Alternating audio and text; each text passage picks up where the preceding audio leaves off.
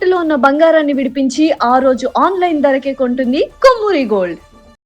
నమస్కారం అండి. సుమన్ టీవీకి స్వాగతం. నేను గీతాంజలి. ఇవాళ మనతో పాటు ఉన్న అతిథి శ్రీ జగదాంబ త్రిశక్తి పీఠం పీఠాధిపతులు, ప్రముఖ ఆధ్యాత్మికవేత్త బనారస్ బాబు గురూజీ. వారితో మాట్లాడదాం. గురుగారు నమస్కారం అండి. శ్రీమాత్రే నమః. శ్రీమాత్రే నమః. ఆషాఢం వచ్చిందంటే తెలంగాణ ప్రాంతంలో భలే హడావిడిగా ఉంటుంది, భలే సందడిగా ఉంటుంది. అమ్మవారి ఆరాధనలు, చక్కగా అమ్మవారి ఆ పూజలు చూస్తుంటే మనసు పులకరించిపోతుందండి. అందరూ చక్కగా బోనాలు తీసుకువెళ్తూ ఉంటారు అమ్మకి సమర్పించడం. ఆ డప్పు దరువులు అంటే ఒక జాతర వాతావరణమే ఉంటుంది. ప్రతి వీధి కూడా ముందుగా జరిగేటువంటి గోల్కొండ నుంచి ప్రారంభమై మళ్ళీ గోల్కొండతో ముగుస్తుంది. అన్ని చోట్ల చాలా వైభవంగా జరుగుతుంది. అయితే విధిగా ఖచ్చితంగా మేము ఆచరించవలసింది ఏంటండి? ఆ మాసంలో ఆ ఆదివారాలు కానీ ఆ మాసంలో అసలు ఏం చేయాలి? ఎందుకు అంత విశిష్టత? చాలా మంచి ప్రశ్న. మనకి మన రాష్ట్ర పండుగ తెలంగాణ ప్రాంతంలో అది రాష్ట్ర పండుగ బోనాలు. ఈ ఆషాఢంలో అమ్మవారిని ఎక్కువగా ఆరాధన చేయటం అనేటువంటిది మనం బాగా గమనిస్తూ ఉంటాం ప్రతి చోట కూడా.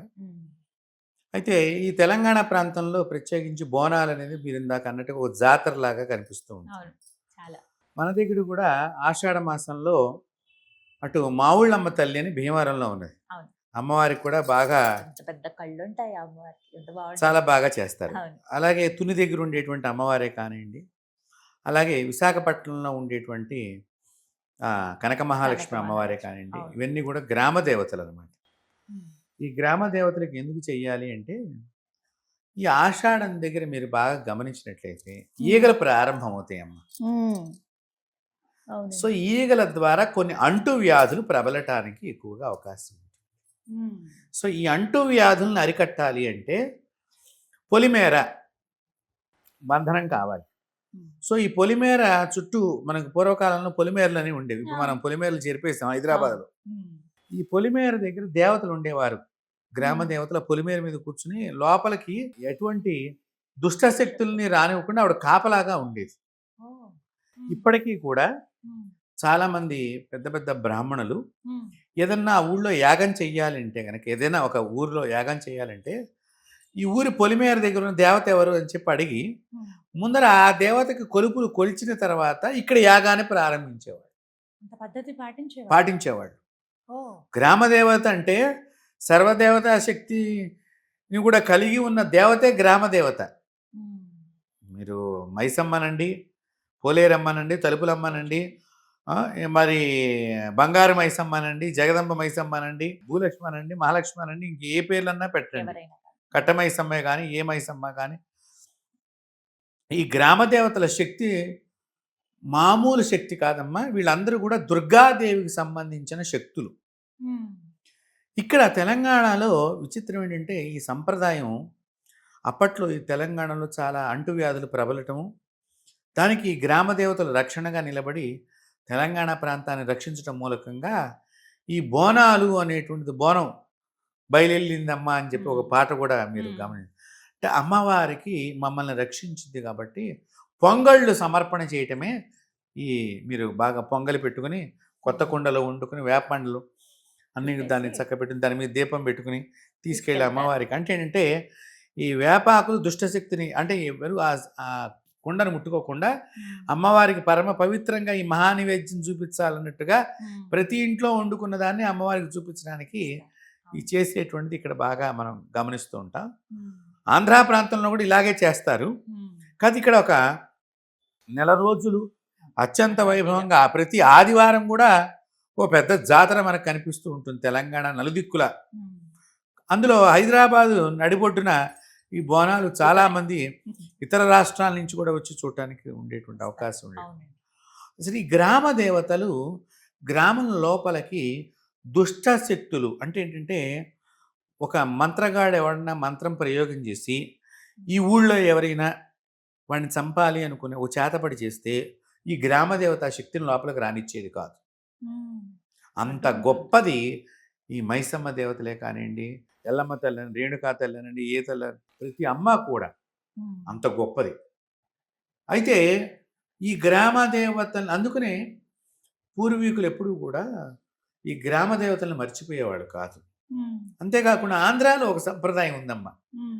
మనం ఈ ఆషాఢ మాసంలోనే చాలామంది అంటే ఈ గుళ్ళకి వెళ్ళినప్పుడు ఈ నాన్ వెజిటేరియన్ ఐటమ్స్ అన్నీ అక్కడ కనిపిస్తాయని కొంతమంది ఏం చేస్తారంటే వెళ్ళకుండా ఇంట్లో ఒక గోడకి పసుపు రాసి ఆ, చక్కగా బొట్టు పెట్టి ఆవిడ ఊరు దేవత కింద ఆహ్వానం చేసి ఆ అమ్మవారి కింద బొట్టు పెట్టి, అమ్మ ఈ వాయనం భోజనం అంతా నీకు సమర్పణ చేస్తే పెద్ద ఇస్త్రాకులు దానికి ఇట్లాగా అన్ని 3 సార్లు వడ్డన చేస్తారమ్మా. అవును గురుగారు. చేసి చీర కూడా పెడతారు. ఆ ఇస్తర దగ్గర చీర పెట్టేసి అమ్మవారికి నైవేద్యం చేసి సాయంత్రం చాకల్ని పిలిచి ఈ చాకలికి ఈ భోజనం ఈ చీర అంతా ఇచ్చి పంపించేస్తారు. చాలా ఈ సంప్రదాయం పాటిస్తారు కదండి, ఇలా కర్రల్లాగా పెట్టి పెడతారు. మీరు అన్నట్టుగా గోడకి ఇట్లా గోడకి పసుపు రాసి 5 బొట్లు పెట్టి ఇట్లా అడ్డంగా 3 బొట్లు పెట్టి 5 బొట్లు ఇట్లా అలంకారం చేసే సంప్రదాయం కొందరిళ్లలో, బ్రాహ్మణులలో కూడా అమ్మవారికి ఇలా పెట్టుకుంటాం అనేది ఉంది. ఇప్పుడు దేవాలయానికి వెళ్ళలేము అనుకున్న వాళ్ళు ఇంట్లో కూడా ఇలా చేసుకుంటారు. ఇలా చేసుకున్నా కూడా ఆ దేవత ఆ ఇంటిని కాపాడుతూ ఉంటుంది. కాబట్టి ఆషాఢం అనగానే నేను చెప్పాను ఇందాక, ఈగల ద్వారా కొన్ని అంటు వ్యాధులు. ఇక్కడ యముడు యొక్క ద్రంష్ట్ర అంటే పన్ను బయటికి వచ్చేటువంటి సమయం ఇది. సో మరణాల రేటు ఎక్కువ ఉండటానికి అవకాశం ఉండేటువంటి సమయం. అంటే రోగాల ద్వారా కానీ, ప్రకృతి కొంచెం బీభత్సంగా ఉండటం కానివ్వండి, వర్షాలు వచ్చి తుఫాన్లు రావటం కానివ్వండి, లేకపోతే కొండ చర్యలు విరిగి పడిపోవటం కానివ్వండి, కొంచెం ఈ ఆషాఢ మాసానికి దగ్గర నుంచి ఇవన్నీ జరుగుతూ ఉంటాయి. సో ఈ దోషాలన్నింటినీ రూపుమాపి దేవత అనుగ్రహానికి, ప్రమాదాల బారిన పడకుండా ఉండటానికి ఋషులు అందించిన ఏ గ్రామానికి ఆ గ్రామ దేవతని పెట్టి ఈ గ్రామాన్ని నువ్వు రక్షించాలని ఒక దేవత చేతిలో పెట్టారు. ఆ గ్రామాన్ని లోపల మీరు వెంకటేశ్వర స్వామి గుడి ఉందనుకోండి, ఆ గ్రామంలో వెంకటేశ్వర స్వామికి బ్రహ్మోత్సవాలు చేస్తే ఈ గ్రామ దేవతకి కొబ్బరికాయ కొట్టి బట్టలు పెట్టిన తర్వాత ఆయన బ్రహ్మోత్సవం చేసేవారు. అలాగే ఈశ్వరుడు దేవాలయం ఉందనుకోండి, ఆ ఈశ్వరుడు కళ్యాణం చేసేటప్పుడు ఈ గ్రామ దేవతకి బట్టలు పెట్టి ఆ ఈశ్వరుడు కళ్యాణం చేసేవాడు. దసరా నవరాత్రులు అమ్మవారి గుడి ఉందనుకోండి, ఈ అమ్మవారికి బట్టలు పెట్టి అక్కడ అమ్మవారికి ఉత్సవం చేసేవారు. అలాగే పల్లెటూళ్ళల్లోనమ్మా పెళ్లి జరిగిందనుకోండి, గ్రామదేవతకి కొత్తగా దంపతులను తీసుకొచ్చి మేళంతో తీసుకొచ్చి నడుచుకుంటూ కూడా తీసుకొచ్చి అమ్మవారికి కొలుపులు కొలిపించి రాట్నాలమ్మ తల్లి, ఇవన్నీ మీకు ఆంధ్రాలో కొన్ని పేర్లు. అట్లాగే తమిళనాడు వైపు కడితే మారియమ్మ, కరిమారియమ్మ, ఇవన్నీ కూడా తమిళనాడు ప్రాంతంలో దేవతలు. ఇక్కడికి వచ్చేసరికి మైసమ్మ, రేణుకాయలమ్మ, తలుపులమ్మ, ఇట్లా రకరకాల నల్లపోచమ్మ, ఇవన్నీ కూడా మనకు కనిపిస్తుంది. ఇవన్నీ కూడా దుర్గాదేవికి సంబంధించిన 108 శక్తులు. ఈ 108 శక్తులకి ఒకడే ఒక సోదరుడు, అతని పేరే పోతురాజు. సో ఇక్కడ అందుకుని తెలంగాణలో ఈ పోతురాజు వేషాలు వేసుకుని కూడా చాలా మంది అక్కడ మీరు ఇందాక అన్నట్టుగా ఓ పెళ్లి వాతావరణం లాగా మంచి వైభవంగా జాతరలాగా చక్కగా అనేక మంది వంశపారంపర్యంగా తెలంగాణలో చేసేవాళ్ళు ఉన్నారు. అంటే ఎక్కడ స్త్రీ దేవత ఆరాధన చేస్తే అక్కడ సౌఖ్యం ఉండును అని చెప్పడం జరిగింది. స్త్రీ అంటే ఏంటి? తల్లి. ఇప్పుడు బిడ్డ గురించి తల్లి తాపత్రయపడుతూ ఉంటుంది కదమ్మా. గర్భంలో ఉన్నప్పటి నుంచి ఆవిడ మరణించేదాకా, అమ్మ మరణించేదాకా నా పిల్లాడి పాపం తెలియదురా. వచ్చిన కోడలకు కూడా మా అబ్బాయికి ఏం తెలియదమ్మా, నువ్వే జాగ్రత్తగా నాకు అంటే ఏమిటి చూడండి, అక్కడ తల్లి కోడల కంటే కొడుకు వయసు పెద్దది, కానీ మా అబ్బాయికి ఏం తెలియదు, ఏదన్నా అన్న ఏం పట్టించుకోమాకమ్మ అంటే బిడ్డ మీద మమకారం. అట్లాగే ఈ గ్రామంలో ఉండే వాళ్ళందరినీ నేను రక్షించాలి అనేటువంటి మహంకాళి అమ్మవారు కానివ్వండి, మనకి ఉజ్జయిని మహంకాళి అమ్మవారు బోనాలు చేస్తారు. ఇలాంటివన్నీ కూడా ఈ దేవతలు ఆ ప్రాంతాన్ని పరిరక్షించేటువంటి దేవతలు, సర్వ ప్రమాదాల నుంచి రక్షించేటువంటి దేవతలు వీళ్ళు. ఈ అమ్మవార్లకి మనం ఎంత బాగా చేస్తామో మనకి ఆ అమ్మవారి అనుగ్రహం చేత ఈ గ్రామ దేవతలను పూజ చేయటంలో చాలా గొప్ప అర్థం చేయటం మూలకంగా అమ్మ మీ ఇలవేల్పు మీకు తొందరగా కనిపిస్తాడు. అవునా అండి? ఇప్పుడు కొంతమందికి ఇలవేల్పు తెలియదు అంటారు. ఇంటి దేవుడు ఎవరో మాకు తెలియదండి, చెప్పలేదండి మా పెద్దవాళ్ళు, చెప్పేవాళ్ళు లేరు అని అంటారు. అలాంటి వాళ్ళు అమ్మవారి లలితాదేవిని పూజ చేయడం చాలా మంచిది. ఎందుకంటే లలితా సహస్రనామంలో స్త్రీ దేవతలు వచ్చారు, పురుష దేవతలు వచ్చారు,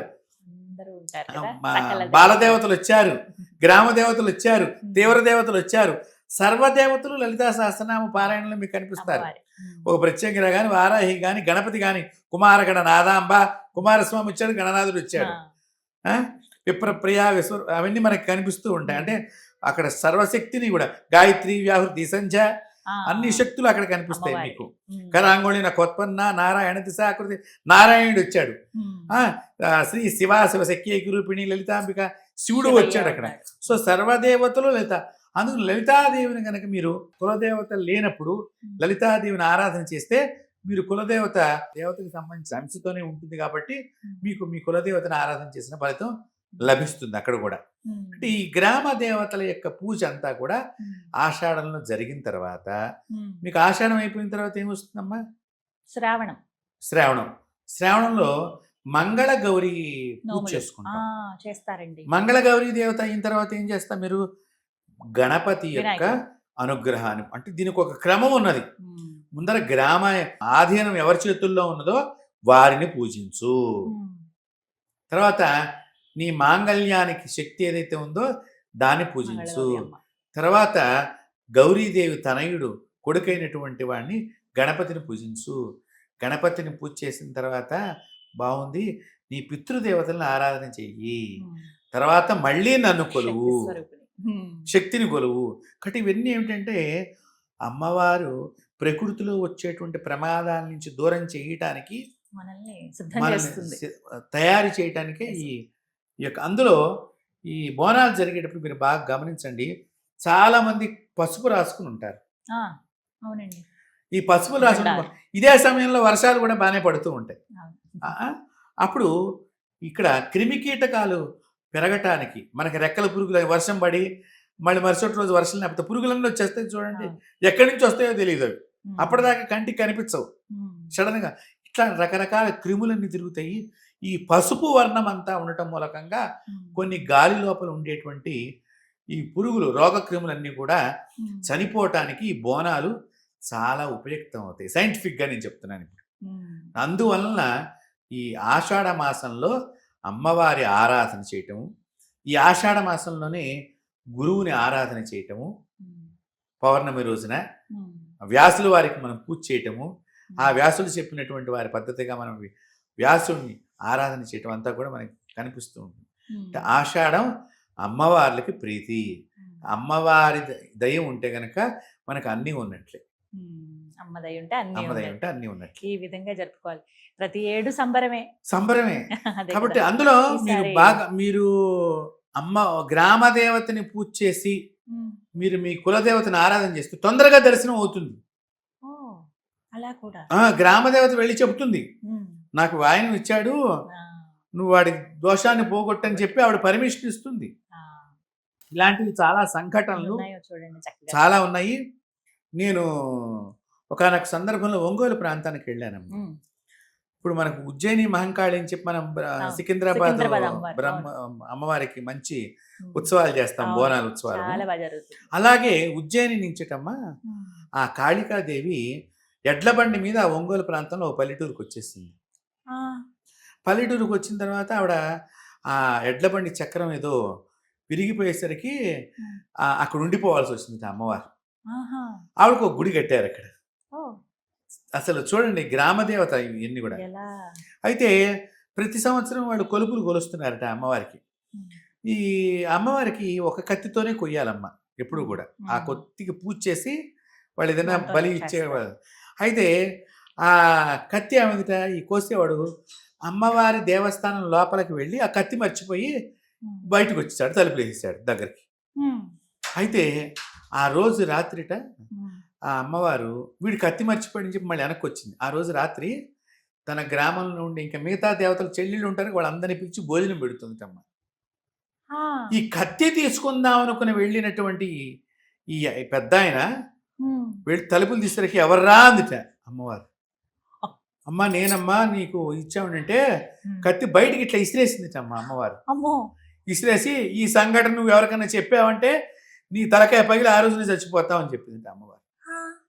అయితే వాడు అప్పటి నుంచి అమ్మో మన అమ్మవారు చాలా పవర్ఫుల్ అని ఎవరికి చెప్పాలో ఎవరికి చెప్పకూడదు, లోపల టెన్షన్ ఉండలేక. పడుతూ ఆ. వాడు మాత్రం అత్యంత భక్తిగా ప్రతి సంవత్సరం అమ్మవారికి ఇంకా నిష్టగా చేస్తున్నట్ట. ఇక వాడి వయసు వచ్చి చచ్చిపోయే టైంలో ఇది చెప్పి చచ్చిపోవాలి అని చెప్పి అనుకున్నట్టమ్మ. అనుకుని పిలిచి ఊళ్ళో పెద్ద మనుషులందరినీ పిలిచి మన ఊళ్ళో ఉన్న గ్రామ దేవతగా మనం కొలుస్తున్నటువంటి ఉజ్జయిని మహంకాళి అమ్మవారు మామూలు మహంకాళి అమ్మవారు కాదు, నిజంగానే అమ్మా. నాకు కనిపించింది, ఇలా కత్తిసిరేసింది అనగానే ఈ తలకాయ టక టక టక టక టక పగిలి చచ్చిపోయాడు. సరే, గ్రామ దేవతలు అంత శక్తివంతులు. అమ్మో. మహంకాళి అంటే ఇప్పుడు ఇక్కడికి వచ్చిన మహంకాళి, మన సికింద్రాబాద్ మహంకాళి అమ్మవారు కూడా ఉజ్జయిని నుంచి వచ్చినటువంటి దేవత. సాక్షాత్గా అమ్మవారే ఆవిడే అక్కడి నుంచి ప్రయాణం చేసుకుంటూ, అలాగే మనకు తుల్జాపూర్ వెళ్ళేటప్పుడు కూడా తుల్జా భవాని అంటాం కదా, ఆ భవాని కూడా ఉజ్జయిని శక్తి. అవును. ఆవిడ వెడుతూ షోలాపూర్ దగ్గర ఆవిడకి ఆయాసం అనిపించి ఒక చోట ఆగిపోయింది. ఆవిడ పేరు వృద్ధకాళి అంటారు. షోలాపూర్కి గ్రామ దేవత ఆవిడే. ఆవిడని రూపా భవాని అని కూడా అంటారు అక్కడ. కాబట్టి ఇలాగ గ్రామ దేవతలందరూ కూడా రకరకాలుగా కాపాడుతూ ఉంటారు. ఆ గ్రామ దేవతలకి ఉత్సవాన్ని జరిపేది ఈ ఆషాఢంలో. అమ్మవారికి పసుపులు రాసి పెద్ద పెద్దగా కుంకుమ బొట్లు పెట్టి నిమ్మకాయల దండలు, కొబ్బరికాయలు కొట్టడం, కుష్మాండాన్ని బలి ఇవ్వటం, ఇక వారి ఆచారాల్లో వారి జంతు బలులు కొంతమంది ఇచ్చేటువంటి సంప్రదాయం వారికి ఉన్నది కాబట్టి వారు ఇచ్చుకుంటారు. దాని గురించి మనం ఎక్కువగా మాట్లాడటం కంటే ఇలాంటివన్నీ కూడా అంటే ఏంటంటే ఆ దేవతకు ఉత్సవం చేస్తే లోపలికి చెడు జరగదు, రక్షింపబడుతుంది, ఈ రాష్ట్రం రక్షించబడుతుంది, ఈ దేశం రక్షింపబడుతుంది, ప్రతి భక్తుడు కూడా రక్షింపబడుతుంది. అది ఆషాఢంలో అమ్మవారి ఉత్సవం అంటే అది. చాలా చక్కగా చెప్పారు. సందేహాలన్నీ కూడా నివృత్తి అయిపోయాయి, ఎలా చేసుకోవాలో కూడా అర్థమైంది. ధన్యవాదాలండి. శ్రీమాత్రే నమః.